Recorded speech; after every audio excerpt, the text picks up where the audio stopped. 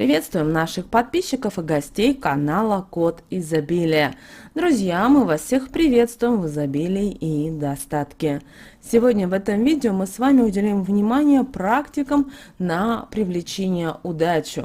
И это практики, которые нужно обязательно выполнять перед выходом из дома.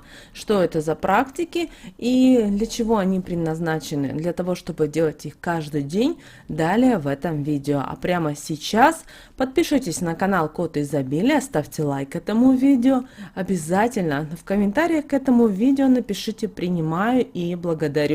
И обязательно поделитесь этим видео с теми, кого вы любите, кого вы цените, кому вы желаете любви, гармонии, достатка. Пусть они также знают, казалось бы, эту простую, но важную информацию. Очень часто мы с вами не осознаем, но побаиваемся, например, зеркал, которые разбились в нашем доме, или, например, рассыпалась соль. Очень часто вы, наверное, замечали, что люди плюют через левое плечо. Для чего? Для того, чтобы уберечься от несчастья, от беды, от всевозможных проблем. Поэтому перед выходом из дома наши предки также соблюдали определенные обряды, проводили практики для того, чтобы с ними удача, везение, успех были на протяжении всего дня. И сегодня в наши дни мы также можем привлекать удачу в нашу жизнь. Главное не забывать эти простые истины и простые практики. Итак, друзья, начнем мы с первой практики. Это переступать порог своего дома с правой ноги. Наверное, каждый из нас слышал такое выражение, что человек встал не с той ноги. И, как правило, говорят о человеке, который в этот день много ворчит, или находится в плохом настроении, или с каждым хочет спорить, ругаться, бурчит на всех. И вы знаете, оказывается, согласно народным поверьям, суевериям, выходить из своей квартиры или дома и переступать через порог именно с левой ноги, это всегда считалось от лукавого. Говорят, что таким образом вы можете привлечь многочисленные неприятности.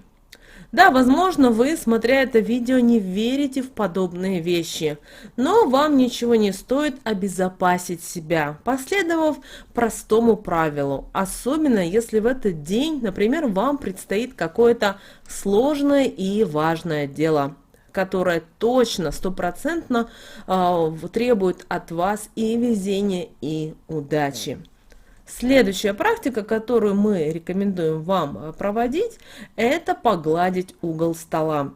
Как бы это банально ни звучало, возможно, кто-то сейчас с улыбкой это слушает, но вы знаете, наши предки делали многие практики, не осознавая, для чего они это делают. Им просто это говорилось бабушкой, прабабушкой, и так и шло из поколения в поколение.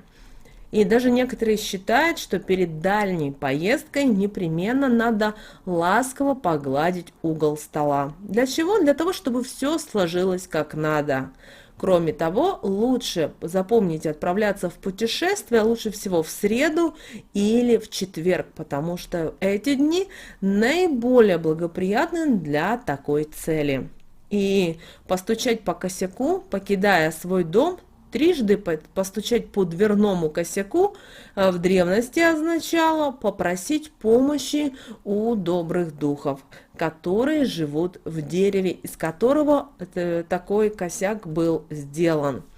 Хотя времена изменились, но эта традиция осталась в памяти наших бабушек и прабабабушек и до сих пор даже соблюдается. Если у вас кто живет в деревне, вы это можете наблюдать именно вот это такое вот суеверие.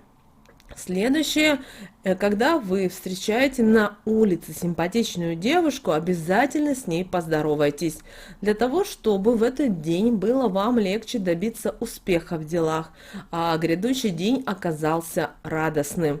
Даже если вы эту девушку не знаете, в любом случае поздоровайтесь с ней, улыбнитесь, и пусть и она вам пожелает всего самого наилучшего, и тогда, знаете, этот день пройдет для вас великолепно и чудесно.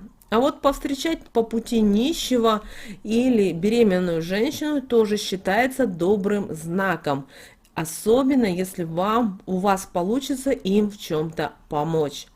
Однако на выходе из дома, столкнувшись с пожилой женщиной, лучше вернуться домой, посмотреть дома в зеркало, улыбнуться своему отражению и снова выйти через некоторое время. Далее, когда вы отправляетесь куда-то, старайтесь ничего не ронять, даже если вы очень и спешите.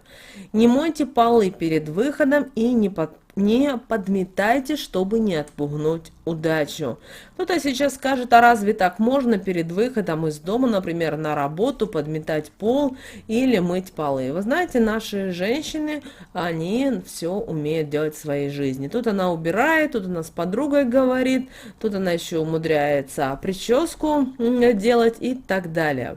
Поэтому, пожалуйста, будьте осторожны.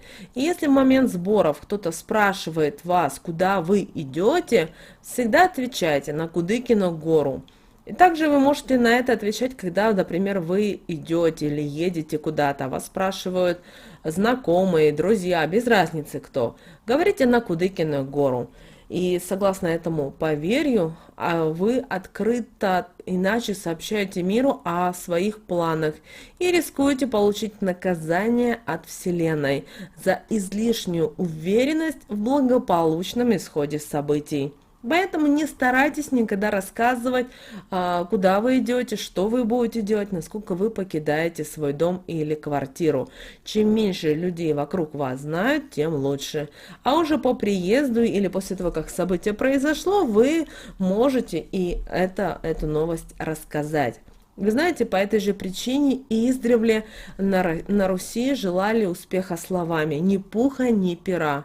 И так нечистая сила не смогла узнать о наших задумках и вмешаться и все испортить. Да вы знаете, недаром студенты и те, кто учится в школах и сдают экзамены, всегда говорят «ни пуха, ни пера». И это все-таки не зря.